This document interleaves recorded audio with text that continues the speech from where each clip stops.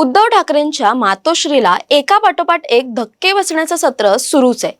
आता उत्तर महाराष्ट्रात शिवसेना उद्धव बाळासाहेब ठाकरे पक्षाला मोठा सुरुंग लागलाय। आधी 6 खासदार, मग आदित्य ठाकरेंचे खंदे समर्थक असलेले सचिन अहिर आणि आता ठाकरे गटाच्या आक्रमक महिला उपनेत्या शुभांगी पाटील यांनी जय महाराष्ट्र करत उपमुख्यमंत्री एकनाथ शिंदे यांच्या शिवसेनेत जाहीर प्रवेश केलाय। शनिवारी मध्यरात्री 1:15च्या सुमारास झालेल्या एका नाट्यमय घडामोडीत हा पक्षप्रवेश सोहळा पार पडला। खासदार डॉक्टर श्रीकांत शिंदे, खासदार नरेश म्हस्के आणि मंत्री भरत गोगावले यांच्या उपस्थितीत शुभांगी पाटील यांनी हातात भगवा झेंडा घेतला। हा प्रवेश म्हणजे उद्धव ठाकरेंसाठी उत्तर महाराष्ट्रातील सर्वात मोठा धक्का मानला जातोय। या निमित्ताने शिंदे गटाचे ऑपरेशन टायगर पुन्हा एकदा प्रचंड सक्रिय झाल्याचं दिसून येते। गेल्या काही दिवसांपासून शुभांगी पाटील या शिंदे गटात जाणार अशा चर्चांना उधाण आलं होतं।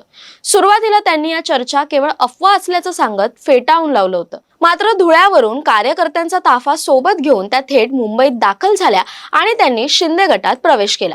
विशेष म्हणजे पक्ष सोडताना त्यांनी उद्धव ठाकरेंवर थेट कोणतीही नाराजी व्यक्त केली नसली तरी मातोश्रीच्या कारभारावर अत्यंत गंभीर आणि बोचरे सवाल उपस्थित केलेत। माझं कोणावरही वैयक्तिक भांडण नाही, पण मतदारसंघात कामं फास्ट होण्यासाठी मला हा निर्णय घ्यावा लागला।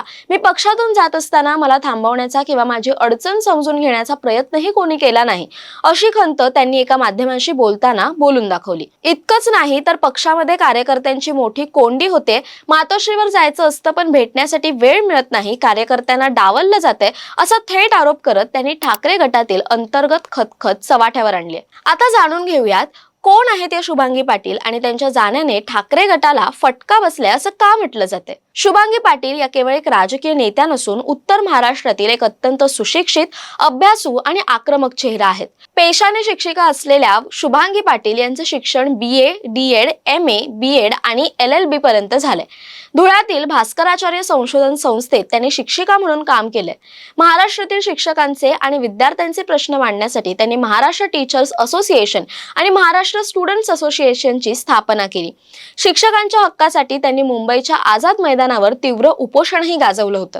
याशिवाय अनेक सामाजिक, नर्सिंग आणि शैक्षणिक संस्थांवर त्यांनी अध्यक्ष व सचिव म्हणून काम पाहिले। त्यामुळे शिक्षक वर्ग आणि तरुणांमध्ये त्यांचा मोठा जनसंपर्क आहे। शुभांगी पाटील यांचा राजकीय प्रवास जर आपण पाहिला तर तो अत्यंत रंजक आणि चढ उतारांचा राहिलाय। आपल्या राजकीय कारकिर्दीची सुरुवात त्यांनी राष्ट्रवादी काँग्रेसमधून केली होती। त्यानंतर सप्टेंबर 2022 मध्ये त्यांनी भाजपमध्ये प्रवेश केला। मात्र पुढे नाशिक पदवीधर मतदारसंघाच्या निवडणुकीत अपक्ष उमेदवारी अर्ज दाखल केल्यानंतर महाविकास आघाडीने त्यांना पाठिंबा दिला। या निवडणुकीत पराभव झाल्यानंतर फेब्रुवारी 2023 मध्ये त्यांनी अधिकृतपणे उद्धव ठाकरेंच्या शिवसेनेत प्रवेश केला होता। ठाकरे गटाने त्यांच्यावर उपनेते पदाची मोठी जबाबदारीही सोपवली होती। मात्र अवघ्या काही महिन्यांतच त्यांनी आता महायुतीमध्ये आणि पर्यायाने शिंदे गटात प्रवेश केलाय। शुभांगी पाटील यांच्या प्रवेशामुळे शिवसेना शिंदे गटाची ताकद उत्तर महाराष्ट्रात कमालीची वाढणार आहे। पक्षप्रवेशाला जाण्यापूर्वी शुभांगी पाटील यांनी व्हिडिओद्वारे एक संदेश दिलाय। त्या नेमकं काय म्हणाले ते पाहूया। आज मी माननीय नामदार उपमुख्यमंत्री एकनाथ शिंदे साहेब आणि माननीय खासदार साहेब श्रीकांत शिंदे साहेब यांच्या नेतृत्वात मार्गदर्शनाखाली आज शिंदे सेनेत म्हणजे खऱ्या शिवसेनेत प्रवेश करत आहे। कारण की माझ्या शिक्षक, पदवीधर यांचं हित बघितल्यास आणि माझ्या मोठी संघटना पण आहे, अनेकांच्या चर्चा झाल्या की ताई एकनाथ शिंदे साहेबांनी अनेक कामं केलेले आहेत, आपले शिक्षक पदवीधरांचे हजारो कामं त्यांच्या माध्यमाने होतील, म्हणून आपण आपल्या कार्यकर्त्यांच्या आग्रहाखातीर तरी शिंदे सेनेत शिवसेनेत यावं आणि जावं, म्हणून मला सगळ्यांनी आग्रह केला।